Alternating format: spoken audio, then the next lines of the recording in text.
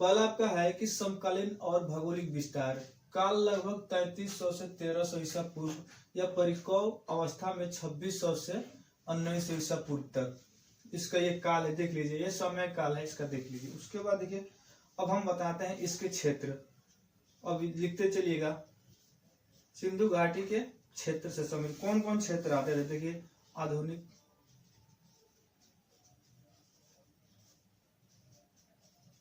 पाकिस्तान,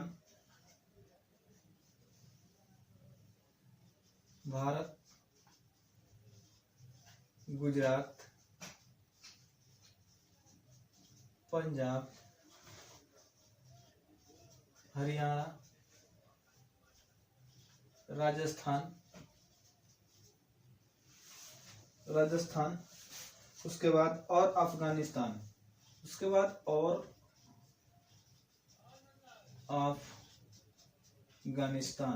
अफगानिस्तान के कुछ हिस्से तक फैला था, देख लीजिए।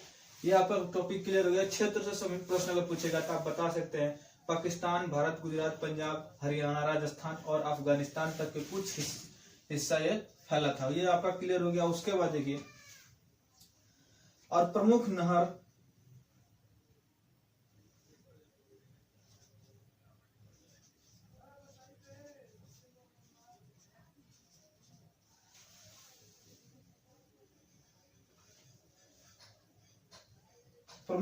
देखिए कहाँ कहाँ मिला था, ये आप लोग देखिए मोहनजोदड़ो, हड़प्पा, धोलावीरा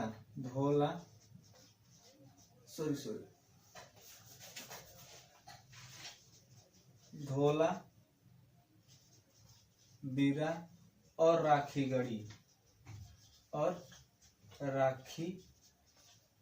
गड्डी, यहाँ पर आपके नहर मिले थे, जो यहाँ पर आपके प्रमुख नहर मिला था। उसके बाद देखिए उन्नत नगर योजना, ये आपको आराम से हम पढ़ते चलेंगे। देखिए उन्नत नगर योजना, हम आपको बता दें कि जब भी किसी से प्रश्न पूछेगा, क्षेत्र से पूछे या योजना से पूछे या समकालीन समय से पूछे, हड़प्पा से संबंधित और सिंधु घाटी से संबंधित, तो आप यहाँ से आराम से उसका प्रश्न आंसर दे सकते हैं। चलिए देखिए शहर योजना, उन्नति नगर योजना, यानी बहुत शानदार इन लोगों के पास नियोजन था। देखिए जल, अब हेडिंग में समझ लीजिए प्रश्न, देखिए जल व्यवस्था और सड़कें और ग्रिड पैटर्न,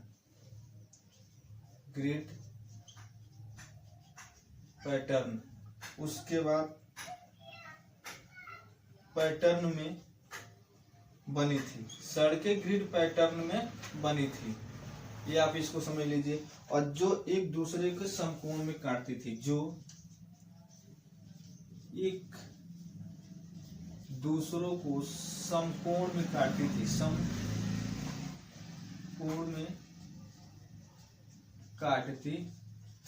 समकोण में सड़क जो होती थी एक दूसरे से समकोण में काटती थी। इतना शानदार सड़क यहाँ पर का व्यवस्था था। उसके बाद जल निकासी प्रणाली, इसके बाद देख लीजिए जल निकासी प्रणाली,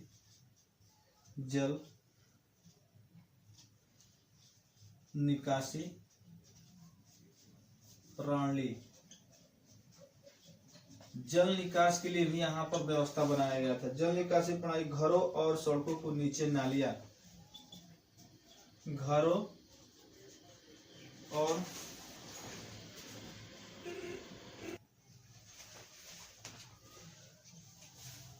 और सड़कों के नीचे नालियां, सड़कों के नीचे नालिया की व्यवस्था, नालिया का भी व्यवस्था है। जो घर के नीचे घरों और सड़कों के नीचे नालियां जो मिट्टी की ईंटों से बनी थी और ढकी होती थी, जो मिट्टी की ईंटों से बनी होती थी और जो सड़क होता था, सड़कों को सड़क ईंट से ढकी होती थी, ईंटों से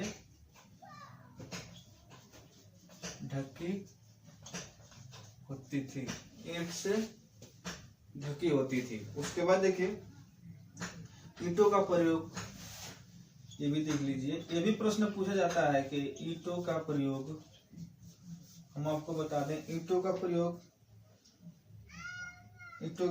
पक्की हुई मिट्टी, पक्की हुई मिट्टी, उसके बाद ईंटों के आकार,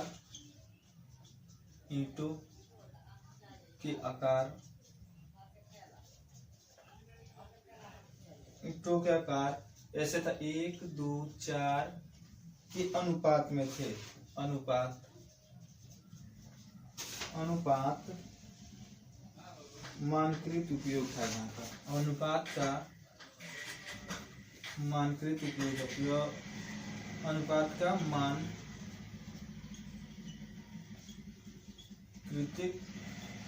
उपयोग था। उसके बाद देखिए हम आपको बता दें, और सार्वजनिक भवन और मोहनजोदड़ो में महान स्नानघर समुदाय अनुष्ठानों के लिए अन्य भंडार और सभा भवन की सुविधा थी। देखिए सार्वजनिक भवन के लिए हम आपको बता दें, सार्वजनिक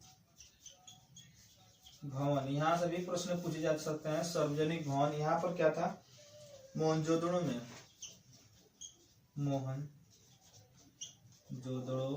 में अन्य भंडार,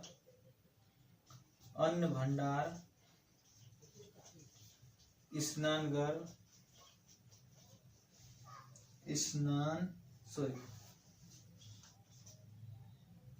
स्नानगार,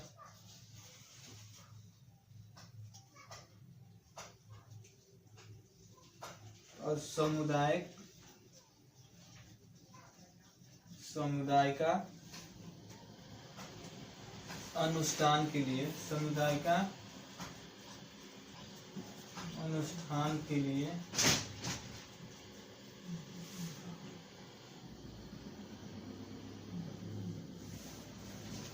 अन्य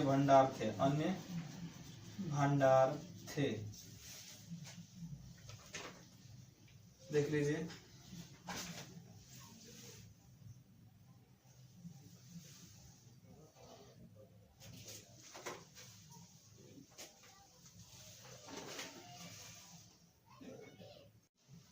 चलिए 4 हेडिंग हो गया आपका, आर्थिक गतिविधियां। यहाँ पर कपास, तिल और तिल और खजूर की खेती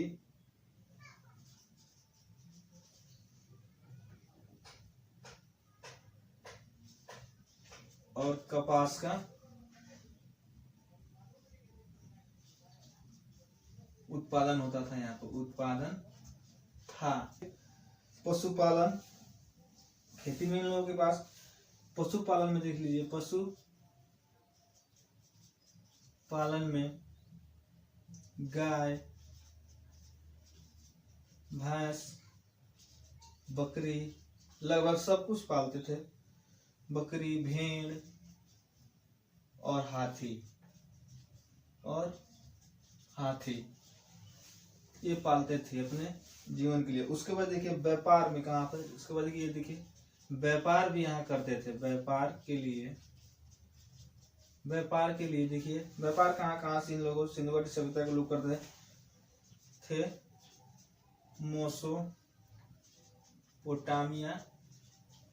मोसोपोटामिया से ये, और उसके बाद फारस और मध्य एशिया से ये व्यापार अपना करते थे। और हम आपको बता दें कि 7 व्यापार थे और मोहरों का उपयोग करते थे। मोहरों का उपयोग करते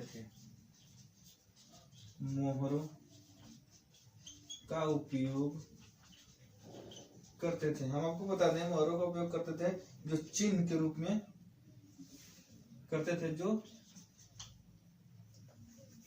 थे, समझ लीजिए, जो चिन्ह के रूप में प्रयोग था। आप इसको समझते चलिए। मान लीजिए ऐसे पूछ सकता है कि सिंधु घाटी सभ्यता से कौन कौन सी खेती किया जाता था, तो आप बता सकते हैं कृषि से संबंधित जौ, गेहूं, कपास, तिलहन, खजूर की खेती वो लोग करते थे। उसके बाद पूछ सकता है कि पशुपालन से संबंधित बताए तो भेड़, बकरी, हाथी ऐसे बता सकते हैं। और व्यापार कहाँ से किया करते थे, तो ये देखिए मेसोपोटामिया और फारस और मध्य एशिया से संबंधित ये करते थे। उपयोग करते थे चीन के लिए मोहर उपयोग करते थे। उसके बाद देखिए सामाजिक समानता के लिए सामाजिक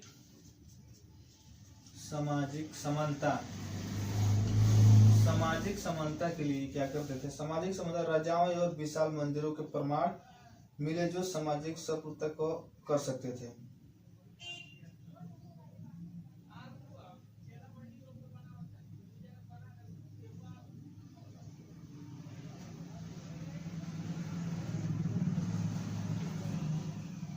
सामाजिक देख लीजिए राजाओं एवं विशाल मंदिर के परिणाम मिले जो सामाजिक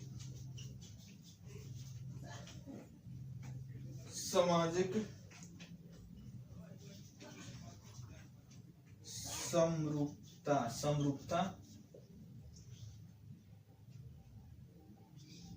की ओर संकेत करते हैं।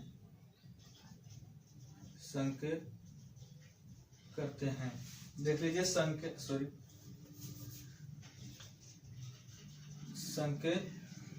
करते हैं, सामाजिक समरूपता को संकेत करते हैं। और धर्म भी वहां था। देख लीजिए आपका हेडिंग कौन कौन से धर्म थे, तो हम आपको बताया धर्म में क्या था।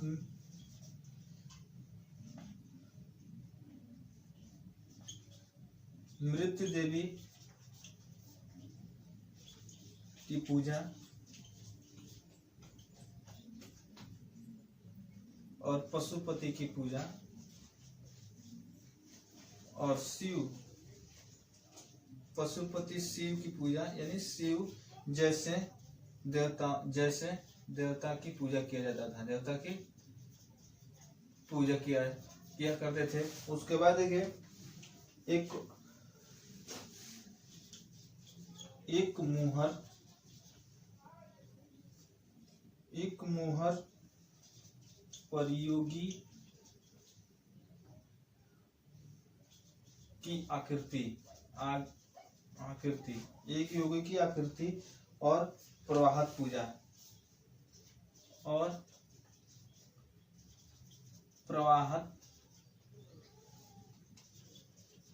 पूजा का साक्ष्य मिला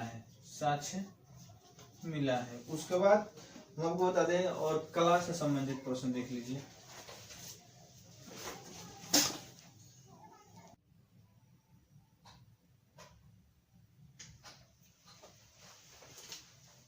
चलिए दोस्तों कला और शिल्प से समझते हैं। देखिए कला और शिल्प से मोहर और बैल, हाथी जैसे गेंडे की उत्खनन और उस पर चांदी जैसे आभूषण। तो संचार में क्या थे, सिंधु लिपि चित्रकला जिसे अभी तक डिकोड नहीं किया जा सका, जो दाएं से और बाएं लिखी जाती थी। उसके बाद मोहरें कैसे बनी होती, पत्थरों के टेराकोटा के जैसे मोहर लिपि बनी थी।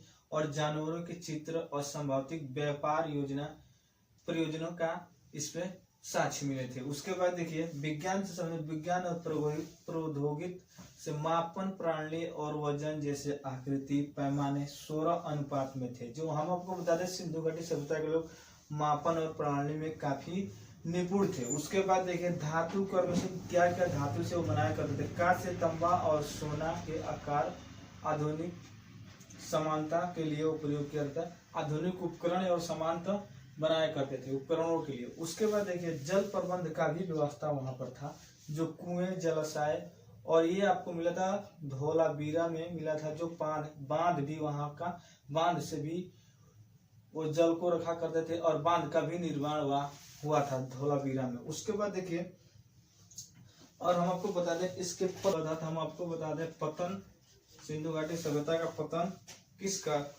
पतन के कारण हम आपको बता दें, पतन के कारण, चलिए हम बता दें पतन के कारण था नदियों का मार्ग बदलना, नदियों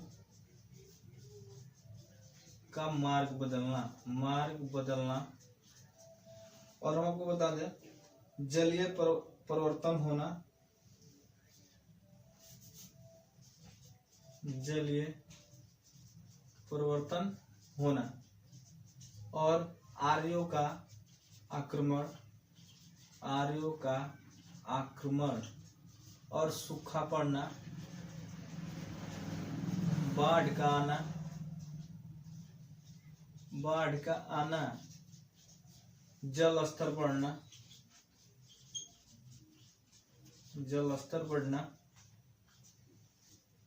पर्यावरणीय कारण, वनों की कटाई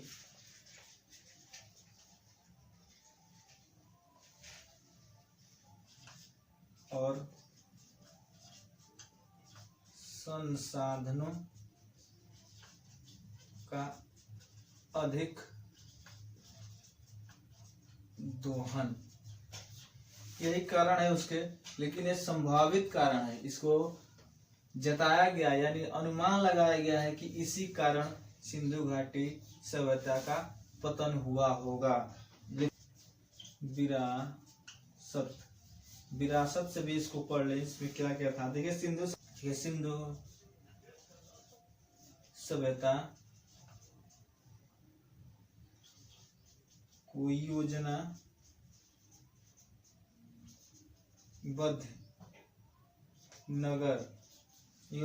नगर व्यवस्था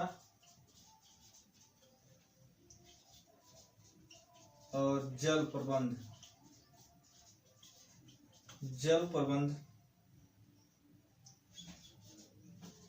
आधुनिक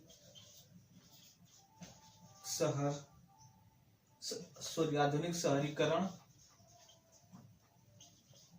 के प्रेरणा है जो सिंधु सभ्यता के प्रेरणा है।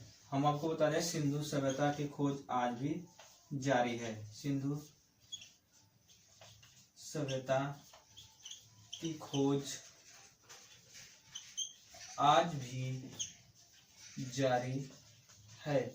चलिए दोस्तों, जो हम ये प्रश्न आपके लिए लेकर आया हूँ और जो ये सेशन में लेकर आया हूँ, हर एक एग्जाम यहाँ से प्रश्न पूछे जाते हैं, और खास तौर पर यूपीपीसीएस, एसएससी, सीजीएल, जितने भी बड़े बड़े टॉपिक एग्जाम होते हैं वहां से प्रश्न पूछे जाते हैं। आप लोग अपने सिर्फ नोट्स बुक में लिखते जाइएगा। आज हम जो भी प्रश्न आपके लिए लेकर आएंगे और सारे एक टॉपिक पर होगा और उसके पूरे विस्तार से हम उसका सारा चिट्ठा आपको बता के जाएंगे और आराम से पढ़ेंगे।